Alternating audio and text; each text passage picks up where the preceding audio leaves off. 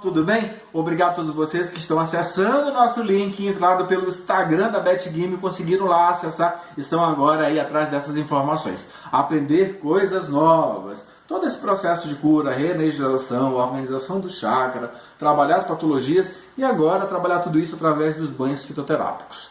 Banhos fitoterápicos e chás fitoterápicos, todos eles são as mesmas coisas. A diferença da aplicação, né? A organização dessa aplicação que é diferente. Porque o chá trabalha o processo de cura de dentro para fora. E o banho trabalha o processo de cura de fora para dentro. Essa é a nossa aula introdutória, que vai falar sobre pontos importantes, que é o processo de infusão, decocção e o suco fresco. Poderia também falar sobre o cataplasma, né? Mas vamos pensar na ideia de colocar isso também como uma ajuda a mais no processo terapêutico. Vamos nos atentar a esses 3 pontos: infusão, decocção e suco fresco. Tomaram nota aí? Estão prontos com o caderninho e o lápis justamente para escrever as dicas sobre essa organização do preparo? Vamos lá para a primeira dica. Fazer isso em uma pequena quantidade para depois rediluir isso em uma maior quantidade, em 3, 4, 5 litros de água, dependendo da pessoa, né? E isso pode ser utilizado através do banho, ou banho de imersão, que aí eu posso colocar em banheiras, posso colocar em tonéis, posso colocar em caixa d'água, dependendo aonde você vai ficar, onde seu cliente vai ficar. Ou mesmo no próprio banho em si, coloca uma garrafa bem simples, comum, vai para o banheiro, passa pelo corpo, que as propriedades vão ser absorvidas da mesma forma. Vamos entender primeiro como a gente organiza todo esse métier, toda essa confusão. Vamos entender o que é o processo de infusão. O conceito disso são preparações onde se adiciona água fervente sobre as ervas, numa vasilha. Essa vasilha eu dou prioridade por uma vasilha de vidro, porque as propriedades, as partículas do alumínio, o material pesado, não vão se fundir com a água. Então, deem preferência também pelo vidro, porque assim fica melhor o preparo, não vai ter material pesado e o corpo não vai se prejudicar referente a isso. E aí eu vou utilizar pelo processo de infusão folhas, flores e cascas finas.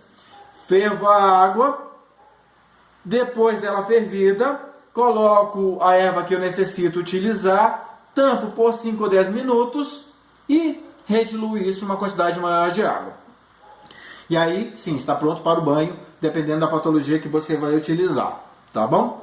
Quando eu utilizo a água morna, também existem algumas propriedades biológicas referentes a isso. A água morna faz com que as minhas artérias e veias se dilatam, faz com que os meus poros também se dilatam e absorvam maiores propriedades. Por isso que eu, Davi Bessa, prefiro a água morna para os banhos, diferente de outros terapeutas também que preferem a água fria.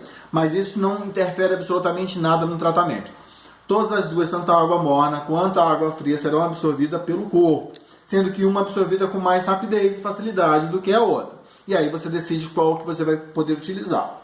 No processo de decocção, a diferença entre um e outro é que na infusão, lembrando novamente, eu vou ferver a água para depois colocar as folhas. Na decocção, eu vou ferver a água juntamente com as folhas. A diferença também entre um e outro é que na infusão eu vou utilizar isso quase que no mesmo dia. Se eu faço o processo de infusão, no mesmo dia eu utilizo o banho. Na decocção eu posso utilizar isso outro dia, 24 horas depois, que não tem problema nenhum. Eu não vou perder as suas propriedades, tá bom? Relembrando que na processo de decocção, a planta vai direto com a água para o fogo. 5 a 30 minutos, dependendo da parte da planta utilizada. Utilizado partes duras das cascas, raízes e frutos. Lembrando, para a decocção é bom utilizar partes duras, como cascas, raízes e frutos. Vou ferver junto, desligo o fogo, vejo o processo de maceração, né? Espero o processo de esfriação, rediluo isso no processo de água. Para rediluição eu posso utilizar a água morna ou a água fria, tanto faz, aí você vai decidir, terapeuta, a sua melhor maneira de aplicá-lo. E aí depois utilizo isso no meu paciente. É diferente relacionado ao suco fresco. No suco fresco eu vou macerar a raiz, eu vou macerar a folha, vou macerar a fruta, extrair num pano limpo ou através de um coador aquela essência mais grossa, coloco a água morna ou a água fria, tanto faz também, e aí eu posso rediluir isso numa quantidade maior de água. Eu posso até fazer uma garrafada com isso, tá, gente? Retiro a propriedade mais grossa da raiz, coando através do coador ou mesmo de um filtro normal. Coloco numa garrafa, dou para o meu paciente e instruo ele a rediluir aquilo em 5 a 10 litros de água para fazer o processo de banho. É diferente do cataplasma. O cataplasma não é para banho, é para colocar diretamente em ferimento, diretamente no problema, que, dependendo da patologia, que não está no nosso conhecimento agora, para esse curso. No outro curso, futuramente, a gente pode estar ensinando para vocês a fazer o cataplasma e a organizar esse processo de terapêutico, de cura, tá? Mas lembrando que você precisa saber exatamente como utilizar tanto o processo de infusão, como o processo de decocção, como o suco fresco. Vamos relembrar essa aula novamente? Você conseguiu tomar a nota? Num processo de infusão eu vou ferver a água e colocar depois, com o fogo já desligado, as minhas raízes, folhas e frutos. No processo de decocção eu vou ferver a água juntamente com a minha raiz, ou com minhas folhas, ou com meus frutos. E nos sucos frescos eu vou extrair a essência, vou extrair aquele sumo mais grosso, para depois rediluir isso numa quantidade maior de água. Você tem que utilizar isso em suas composições, lembrando que na infusão eu vou utilizar na hora, decocção eu posso utilizar 24 horas depois, e no suco fresco eu tenho 1 semana, 2 semanas com aquele sumo extraído para depois rediluí-lo e aplicá-lo logo em seguida no corpo, tá bom? O que foi? Então, só um lembrete que a Beth conseguiu me dar aqui agora, que é bom falar para vocês. No processo do suco, né, do suco fresco, quando eu tiro aquela essência mais grossa, ele na geladeira ele vai durar por 1 semana. Lembrando que todo o material que você vai ter que utilizar para o processo de banho, ele tem que estar esterilizado. Dê preferência para vidros, não para plásticos, tá? Justamente para não despregar produtos químicos, nada daquele petróleo, né, que está no plástico, daqueles materiais pesados. Então, deem preferência para guardar esses chás em material, recipiente de vidro, e deem também preferência para fazer os chás primeiro em recipiente de vidro. Se for ao fogo, nada de alumínio, nada de ferro. Deem preferência para vidro, tá bom?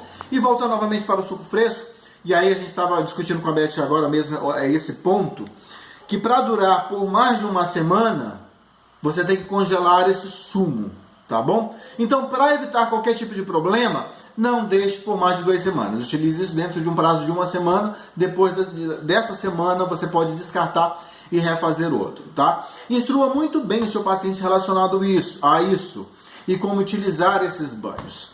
Quando ele vai para o consultório, é bom você fazer ele no processo de infusão. Se ele levar para casa, faça no processo de decocção, porque ele vai poder utilizar no dia seguinte.